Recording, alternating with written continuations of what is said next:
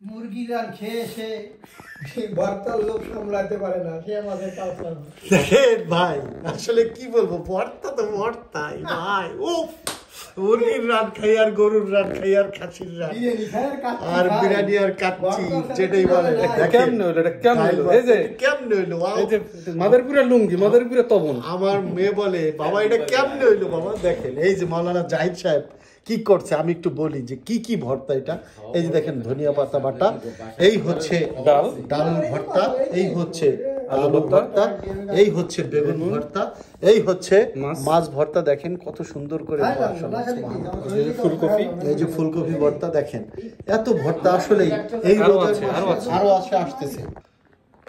প্রিয় ভিউয়ার্স, রাইসটাকে দেখেন কি কালার। এটা নাকি খুদের রাইস বলা হয়, আবার কিন্তু খুদ তো দেখি না, তবে ওই আর কি কাজি মাজি এই টাইপের আর কি একটা কিছু। কিন্তু কালারটা দেখে নিয়ে হলো হলুদ কালার, খুব সুন্দর, দেখেই মনে হচ্ছে একটা লোভনীয় কালার। এটার সাথে আরও আছে কই মাছ ভাজা। দেখেছেন জাহিদ সাহেবের রান্নাটার একটা জুড়ি মেলা ভার। আমরা যখনই খাই আমার আসলে খুব পছন্দ তার রান্নাটা। এটা হচ্ছে টমেটো সস, টমেটো ভর্তাটা আসলেই দেখেন, আসলে খাবারের মেনুর একটা রুচির ব্যাপার আছে। মেনুটা যে রাঁধুনি করবে তার যে স্টাইলটা, রান্নার ডিসপ্লেটা দেখলেই আপনার মনে হবে যে খেতে ইচ্ছা করবে। ঠিক তেমনই একটা রাঁধুনি এই আমাদের মাওলানা জাহিদ সাহেব।